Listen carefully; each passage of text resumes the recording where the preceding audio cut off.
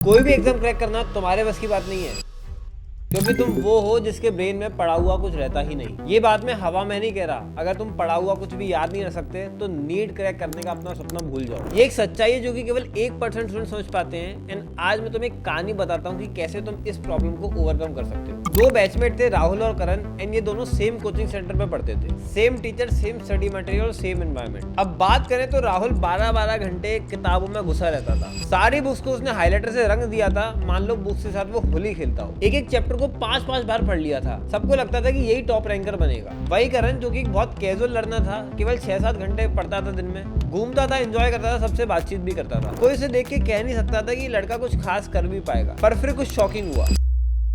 Coaching के अगले test में करण के राहुल से ज्यादा मार्क्स आए। पर ऐसा कैसे हुआ, ये सवाल राहुल को सताता रहता था। वो करण के पास गया, उसने पूछा कि भाई तूने ऐसा क्या किया? तू तो पढ़ाई के अलावा भी टाइम निकाल लेता था, जबकि मैं तो पढ़ाई के अलावा कुछ करता ही नहीं था। तब करण ने राहुल को कुछ ऐसी स्ट्रेटजीज बताई, ऐसी सीक्रेट स्ट्रेटजीज, जिससे तुम समझ पाओगे कि कैसे तुम रट सकते हो, चीजों को याद रख सकते हो लंबे समय के लिए without studying 5 times. And believe me, मेहनत सब करते हैं, बट स्मार्ट टेक्निक्स केवल कुछ ही लोग यूज कर पाते हैं। Hello guys, doctor Parth Goyal. I have cracked NEET with all India record 223। मैं जब खुद एक नीट एस्पिरेंट था तो मेरी सबसे बड़ी प्रॉब्लम यही रहती थी कि मैं चीजों को याद नहीं रख पाता था लंबे समय के लिए। मेरी क्लास में ऐसे बहुत सारे बच्चे आए थे स्टार्टिंग में 11th में, जो कि बिल्कुल रट्टू तोते थे। वो रट रट के बायोलॉजी में टॉप मारते रहते थे, फुल मार्क्स लाते थे, और मैं वहीं का वहीं पीछे रह जाता था उनसे।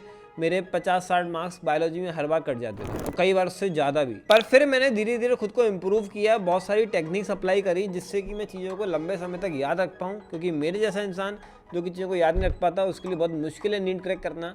एंड फिर सब कुछ अप्लाई करके मैं बायोलॉजी में 345 लेके आ पाया था, एंड नीट में 223 ऑल इंडिया रैंक लेके आ पाया था, जो मैंने सोचा नहीं था। एंड वही आज तुम्हें 5 इंटरेस्टिंग ब्रेन हैक्स में बताने वाला हूँ, जिससे कि तुम्हारी भी भूलने की बीमारी पूरी तरह से खत्म हो जाएगी। तो मैं गजनी के आमिर खान से सीधे रोबोट के चिट्टी जैसा बना देंगे। मजाक से हटके, हैक्स का तुम्हें एक्चुअल मीनिंग तब समझ में आएगा जब तुम अपनी ब्रेन की रियल कैपेसिटी के बारे में जानोगे। देखो, तुम्हारा ब्रेन मल्टीपल न्यूरॉन के नेटवर्क से बना है, एंड इसकी टोटल स्टोरेज कैपेसिटी 2.5 पेगाबाइट होती है, मतलब कि 2.5 मिलियन गीगाबाइट। मतलब कि सिंपल शब्दों में तुम्हारा ब्रेन इतना ज्यादा कैपेबल है कि वो नीट के IAS की भी पढ़ाई, जेई की भी पढ़ाई, सारी पढ़ाई तुम्हारे दिमाग के अंदर स्टोर कर सकता है जिंदगी भर के लिए, अगर तुम उसको सही से इस्तेमाल करना सीख जाओ। लेकिन वीडियो में आगे बढ़ने से पहले कमेंट में लिख के जाओ, I will train my brain, क्योंकि जब तुम खुद को बोलोगे तभी तुम कर पाओगे। अब आते हैं हैक नंबर 1 पे, जो कि है चेन मेथड। देखो, लाखों सालों के इवोल्यूशन के बाद हमारा ब्रेन कोई भी चीज इजिली तब तक रिमेंबर कर पाता है जब वो पुरानी किसी चीज से लिंक हो। एंड भूलने का सबसे बड़ा कारण यही होता है कि तुम कोई भी सब्जेक्ट पढ़ते हो, लेकिन उसको तुम रिलेट नहीं करते आसपास की चीजों से, जिसके कारण वो रोड लर्निंग में कन्वर्ट हो जाता है और तुम सब कुछ भूल जाते हो। इस प्रॉब्लम को ओवरकम करने के लिए जो भी तुम पढ़ रहे हो उसको लिंक करते जाओ, एंड इसी को कहते हैं चेन मेथड। मैं इसको खुद अप्लाई करता था। जैसे कि जब मैं मोर्फोलॉजी पढ़ रहा था, तो जितनी भी फैमिलीज मैंने पढ़ी थी,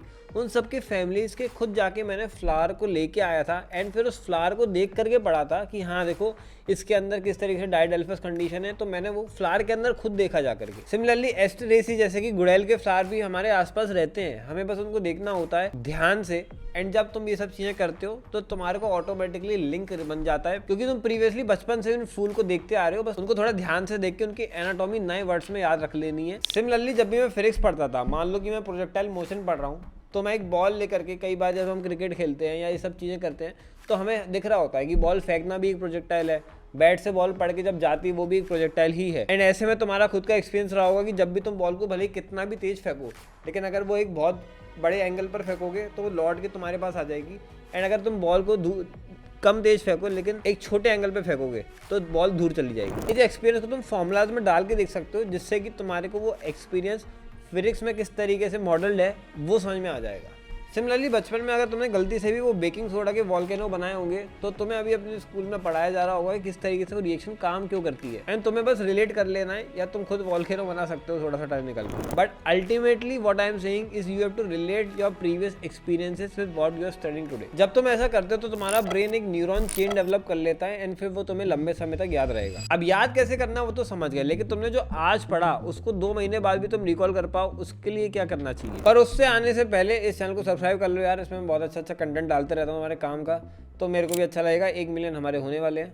थैंक यू सो मच। बाकी जिसने सब्सक्राइब नहीं किया उसका नीड नहीं निकलेगा, ऐसा बोल के तुमसे सब्सक्राइब करवा सकता हूँ, लेकिन ऐसा नहीं करूँगा, चिंता मत करो। सो आते हैं अगले हैक पे, जो कि है हैक नंबर 2, 3 डे ऑटोप्सी। देखो तुम्हारे रिवीजन करने का तरीका बहुत इंपॉर्टेंट है। अब इसमें डे 1 में तुम्हें क्या करना है, यहाँ पर तुम्हें करना है एक्टिव रिकॉल। तुमने पूरे दिन में जो कुछ भी पढ़ा है रात को अलग से 10 मिनट निकाल के बस रिवाइज करना है कि तुम्हें क्या क्या पढ़ा, और एक ब्लैंक पेपर पे सब कुछ रफली लिखते जाना है। इसको साइंटिफिकली बोलते हैं ब्रेन डंप। अब अगले 10 मिनट बस बुक उठा के चेक कर लेना है कि क्या क्या तुम्हें मिसिंग था, बस इतना करके सो जाना। अब इसके बाद डे 2 पे तुम्हें कुछ भी नहीं करना है, तो कॉन्ग्रेचुलेशन। अब आ जाना है डायरेक्ट डे 3 पे। डे 3 पे तुम्हें सेम टॉपिक खोलना है जो तुमने डे 1 पे करा था, एंड फिर उसको 15 मिनट एक बार देख लेना है, वो सारे पॉइंट जो कि तुम्हारे को डे 1 पे रिकॉल नहीं हो पाए थे। इसे कहते हैं स्पेस रिपीटिशन। इससे तुम्हें पता चल जाएगा कि क्या चीज तुम्हें याद नहीं रही, क्योंकि डे 1 पे भी तुम एक बार तो वो पढ़ ही चुके थे। डे 3 पे भी अगर तुम उसको रिकॉल नहीं कर पा रहे हो तो तुम्हें पता चल जाएगा कि ये चीजें तुम्हें बिल्कुल याद नहीं हो रही है, एंड उनको फिर से याद कर लेना है। एंड इस तरीके से तुम्हारा जो फॉरगेटिंग कर्व है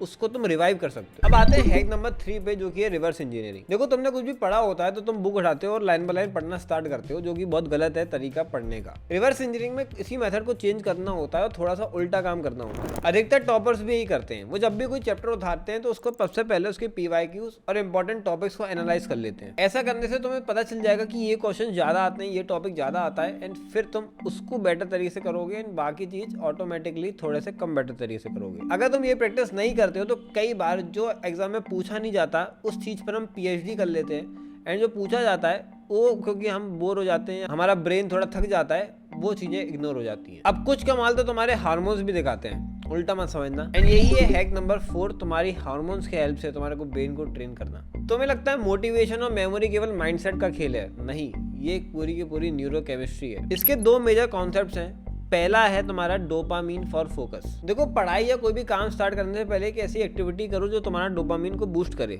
सही तरीके से, रील स्क्रॉल करके नहीं। उसके लिए आई वुड से कि तुम 15-20 पुशअप्स लगा लो। अगर तुम नहीं लगा पाते हो तो तुम नी सपोर्टेड पुशअप्स लगा लो, 10-15 पुलअप्स लगा लो, स्क्वाट्स लगा लो, मतलब कि थोड़ा सा तुम्हारा हार्ट पंप होने लगे एंड बॉडी के अंदर एनर्जी आ जाए। इससे तुम्हारे ब्रेन के अंदर भी गुड तरीके से डोपामिन रिलीज होता है, जो कि तुम्हारे को फोकस करने पे मदद करेगा। इसके बाद तुम तुरंत ही बुक उठा लो और पढ़ने बैठ जाओ। अब इसमें तुम पोमोडोरो भी डाल सकते हो, मतलब कि 30 मिनट पर तुमने पढ़ाई करी, उसके बाद फिर से तुमने 10 पुशअप्स लगा ली या 15 पुशअप्स लगा ली, एंड फिर से 30 मिनट पढ़ाई करी। ये एक शॉर्ट तरीका है जिससे तुम थकोगे भी नहीं, एंड तुम्हारे अंदर आलस नहीं आएगा, बोरियत नहीं होगी तुम्हें। सिमिलरली BDNF भी होता है, मतलब ब्रेन डिराइव्ड न्यूरोट्रॉपिक फैक्टर, जो कि एक फर्टिलाइजर की तरह काम करता है। इसलिए मैं हमेशा बोलता हूँ कि पढ़ाई स्टार्ट करने से पहले 30 मिनट की तुम्हारे को एक्सरसाइज करना चाहिए। अगर मैं सुबह पढ़ता था पहले तो मैं 30 मिनट रनिंग करता था, उसके बाद पढ़ाई चालू करता था, जो कि मेरा एक बहुत अच्छा रूटीन था, जिससे मेरा ब्रेन बहुत फोकस रहता था। मैं जब भी कुछ काम किया है, इवन पढ़ाई के अलावा भी, जब यूट्यूब या कुछ भी मैंने बुक अपनी बनाई थी तब भी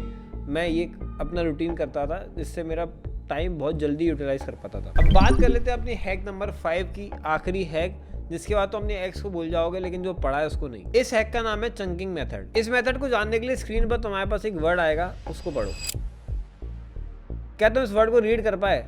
चलो रीड करके देखते हैं। ये है एंटी डिसएस्टेब्लिशमेंटेरियनिज्म। कमेंट में बताओ क्या तुम उसको पढ़ पाए थे? अब तो पक्का रीड कर लिया होगा, एंड इसी को बोलते हैं चंकिंग मेथड। फॉर एग्जांपल तुम्हें एक दिन में एक चैप्टर कंप्लीट करना है तो उसको हेडिंग्स और सब हेडिंग्स में तोड़ लो। फिर खुद को हर घंटे का एक टारगेट दो कि तुम्हें ये हेडिंग या एक सब हेडिंग इस घंटे के अंदर निपटा देना है। मैं खुद ये करता था कि मान लो कि संडे को मेरा एग्जाम है, मेरे पास पूरा एक हफ्ता है, तो मैं उस पूरे हफ्ते को डिवाइड कर लेता था कि ये चैप्टर मैं मंडे को करूंगा, ट्यूसडे को करूंगा, एंड फिर उस चैप्टर के अंदर भी जब मंडे होता था मैं उस चैप्टर को भी तोड़ लेता था कि ये चैप्टर के अंदर इतने पेज हैं, इतने क्वेश्चंस मुझे प्रैक्टिस करने हैं, तो मैं इतने पेज पहले रीड कर लूँगा 1 से 3 के बीच में, उसके बाद इतने क्वेश्चन प्रैक्टिस कर लूँगा, एंड हर डे का अपने आप को एक टारगेट देता था। मैं कभी घंटे के हिसाब से पढ़ता ही नहीं था कि बस आज 8 घंटे पढ़ने वाली कोई पढ़ाई नहीं करी। आज इतना पढ़ना है, भले ही 8 घंटे लगे या 10 घंटे लगे। जल्दी कवर कर लिया तो और अच्छी बात है, मेरे को और टाइम मिल जाता था इधर उधर खेलने कूदने का। तो इस तरीके से अगर तुम इन हैक्स को अपनी स्टडीज में अप्लाई करोगे तो नीट क्या, तुम जो भी एग्जाम की तैयारी करोगे उसको अच्छे से क्रैक कर सकते हो। अगर सीरियस एस्पिरेंट हो तो कमेंट बताओ सबसे पहले तुम कौन सा हैक यूज़ करने वाले हो, उसको अप्लाई करके मुझे बताना तुम्हारे को इफेक्टिव लगा या नहीं। अगर तुम जानना चाहते हो कि केमिस्ट्री की क्या बेस्ट स्ट्रेटेजी है नीट क्रैक करने के लिए, तो ये वाली वीडियो देखो।